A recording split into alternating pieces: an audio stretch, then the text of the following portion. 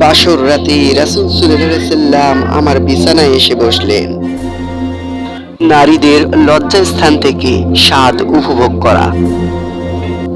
তোমাদের মধ্যে যার বিবাহ করার সামর্থ্য আছে, নারীদের ছলনা থেকে তোমরা কিরূপ আমল করো।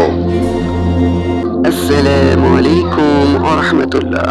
প্রিয় বন্ধুরা, বিবাহ নিয়ে আল্লাহ রাসূল সাল্লাল্লাহু আলাইহি সাল্লাম গুরুত্বপূর্ণ অসংখ্য হাদিস বর্ণনা করেছেন। তার ভেতর থেকে আমরা আজকে মাত্র 4টি হাদিস জানবো, যে 4টি হাদিস প্রত্যেক মুসলমান যুবক যুবতীর জানা আবশ্যক।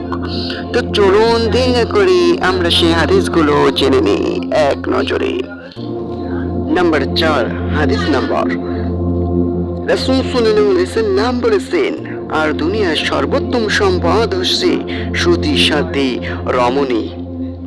হযরত আবু সাঈদ খুদরি রাদিয়াল্লাহু তাআলা আনহু থেকে বর্ণিত, তিনি বলেন, রাসূল করিম সাল্লাল্লাহু আলাইহি সাল্লাম ইরশাদ করেছেন, পৃথিবী হচ্ছে মধুময়, সবুজ, শ্যামল, আকর্ষণীয় বস্তু।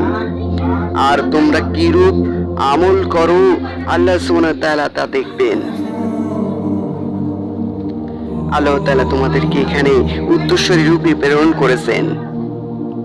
সুতরাং তোমরা পৃথিবীর মোহ, নারীদের ছলনা থেকে বেঁচে থাকো, কেননা বনী ইসরাঈলের মধ্যে সর্বপ্রথম নারীদের থেকেই ফিতনার সৃষ্টি হয়েছিল। তাই সতী সাধ্বী নারী মুমিন জীবনের একমাত্র কাম্য হওয়া উচিত। নাম্বার 3, হাদিস, হে যুবক সম্প্রদায়। প্রখ্যাত সাহাবী হযরত আব্দুল্লাহ ইবনে মাসউদ রাদিয়াল্লাহু তাআলা আনহু থেকে বর্ণিত, তিনি বলেন, নবী করিম সাল্লাল্লাহু আলাইহি সাল্লাম ইরশাদ করেছেন, হে যুবক সম্প্রদায়, তোমাদের মধ্যে যার বিবাহ করার সামর্থ্য আছে সে যেন অবশ্যই বিবাহ করে, কেননা বিবাহ দৃষ্টিশক্তিকে অবনমিত রাখে এবং লজ্জাস্থানকে অবৈধ যৌনাচার থেকে অধিকতর সংরক্ষণ করে। আর সে যদি বিবাহ করার সামর্থ্য না রাখে তবে সে যেন রোজা রাখে, কেননা রোজা তার যৌনস্পৃহা প্রশমনকারী। নাম্বার 2, লজ্জাস্থান থেকে স্বাদ উপভোগ করার। হযরত আয়েশা রাদিয়াল্লাহু তাআলা হতে বর্ণিত, তিনি বলেন, রাসূল করিম সাল্লাল্লাহু আলাইহি সাল্লাম বলেছেন, যে নারী তার অভিভাবকের অনুমতি ব্যতীত নিজেকে বিবাহ বন্ধনে আবদ্ধ করেছে তার বিবাহ বাতিল। এমন ভাবে আল্লাহ রাসূল সাল্লাল্লাহু আলাইহি সাল্লাম 3 বার বললেন, তার বিবাহ বাতিল, তার বিবাহ বাতিল, তার বিবাহ বাতিল। কিন্তু এরূপ বিয়েতে স্বামী যদি তার স্ত্রীর সাথে সহবাস করে তাহলে তার লজ্জাস্থান থেকে স্বাদ উপভোগ করার কারণে তাকে মোহর প্রদান করতে হবে। যদি অভিভাবকগণ আপোষ বিরোধ করে তবে তাদের কর্তৃত্ব বাতিল হয়ে যাবে, সেক্ষেত্রে তার অভিভাবক নেই। বিরোধী ক্ষেত্রে ওই দেশের সুলতান বা বাদশাহ তার অভিভাবক হবে।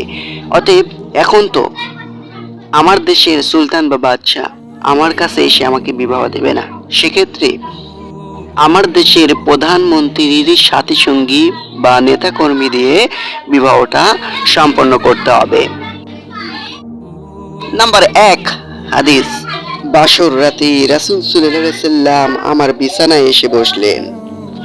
হযরত রুবাই বিনতে মুআবিজ ইবনে আফরা রাদিয়াল্লাহু তাআলা আনহু থেকে বর্ণিত, তিনি বলেন, আমাকে যেদিন প্রথমবারের মতো স্বামীর ঘরে আনা হলো সেদিন মহানবী সাল্লাল্লাহু আলাইহি সাল্লাম আমার ঘরে আগমন করে আমার বিছানায় বসলেন, যেখানে তুমি বর্ণনাকারী বসে রয়েছো। তখন আমাদের বালিকারা দফ বাজাতে লাগলো। বদর যুদ্ধে নিহত আমাদের পূর্বপুরুষদের শোক গাথা কবিতা গাইতে লাগলো। এরই মাঝে একজন বালিকা গেয়ে উঠল, আমাদের মাঝে একজন নবী আছেন যিনি আগামীকাল কি হবে তা জানেন। এটা শুনে রাসূল করিম সাল্লাল্লাহু আলাইহি সাল্লাম বললেন, এরূপ বলা পরিত্যাগ করো এবং যা আগে বলছিলে তাই বলো। বিবাহ অনুষ্ঠানে শরীয় সীমাবদ্ধতায় সামঞ্জস্য বজায় রেখে আনন্দ ফুর্তি করা ও ইসলামী সঙ্গীত গাওয়া জায়েজ আছে, তবে অতিরঞ্জন সীমাতিক্রম বর্জনীয়। সহিহ বুখারী, মুসলিম, তিরমিজি। এত সময় যেসব হাদিসগুলো শুনলেন সেগুলো এই হাদিস থেকে নেওয়া হয়েছে, অতএব এগুলো সব সহিহ হাদিস।